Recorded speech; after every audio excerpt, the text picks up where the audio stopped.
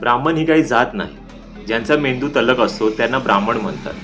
मी बुद्धीने ब्राह्मण आहे, शक्तीने क्षत्रिय आहे. मी महादलित आहे कारण मी सर्वांची सेवा करतो आणि प्रत्येकाने एकमेकांचा सन्मान आणि आदर करावा.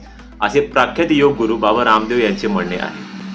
तर बाबा रामदेव यांना मी इतकं सांगू इच्छितो की आपण योग गुरु आहात आणि योग गुरुच राहा. नको ते स्टेटमेंट देऊन सामान्य जनतेच्या मनामधील आपले स्थान कमी करू नका. तर बाबा रामदेव, आपण भारतात राहता आणि भारत हा संविधानिक देश आहे, आध्यात्मिक देश नाही. तुमच्या स्टेटमेंटमधील पहिली ओळ असे दर्शवते की ब्राह्मण काही जात नाही. तर तुमच्या मते ब्राह्मण हा धर्म आहे का? आणि तसं असेल तर ब्राह्मण जात नसून धर्म आहे असे एक बिल पास करून घ्या सुप्रीम कोर्टाकडून आणि मग बघू संविधान याची तुम्हाला परवानगी देतो का. आणि स्टेटमेंटमधल्या दुसऱ्या ओळीमध्ये तुम्ही असे सांगता, ज्यांचा मेंदू तल्लख असतो त्यांना ब्राह्मण म्हणतात. तर बाबा रामदेव, बहुतेक तुमचा गैरसमज झाला असावा.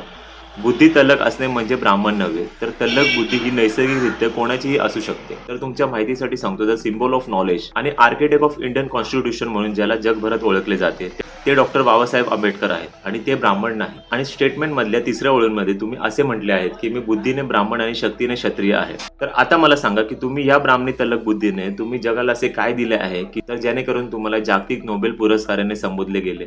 तर या उलट कोरोना काळामध्ये तुम्ही कोरोना नावाची वॅक्सिन मार्केटमध्ये आणून समाजाची दिशाभूल केली होती आणि चुकीच्या मार्गाने करोडो रुपयांची पतंजली कंपनी उभी केली.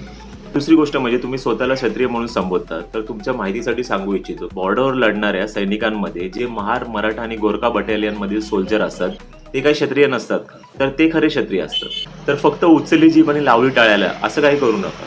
खरा क्षत्रिय तोच असतो जो आपल्याकडील शस्त्रांचा वापर आपल्या कुटुंबाची आणि देशाची रक्षा करण्यासाठी करतो आणि तो कोणत्या पण जातीतला किंवा धर्मातला असू शकतो, फक्त मनुस्मृतीतील रचलेल्या वर्णांमधला नाही. तर मला सांगा, आपण या देशासाठी असे काय बलिदान केले आहे की तर जेणेकरून क्षत्रिय म्हणून तुमच्याकडे आम्ही पाहिले पाहिजे. आणि आता स्टेटमेंट मधील चौथी आणि सर्वात शेवटची ओळ म्हणजे मी महादलित आहे कारण मी सर्वांची सेवा करतो. अच्छा, म्हणजे सेवा ही फक्त दलितांनीच करावी का? तर तुमच्या माहितीसाठी सांगतो की सेवा ही कोणीही करू शकतो, फक्त मनात सेवाभाव असायला हवा, कर्मकांड नको. तर फायनली मी बाबा रामदेव यांना इतकं सांगू इच्छितो की हल्ली तुम्ही खूप विचित्र वागत चालले आहात. तुम्हाला मन शांतीची गरज आहे आणि कृपा करून नको तिथे चालूगिरी करण्यापेक्षा आपला योग चालू ठेवा, हीच नम्र विनंती.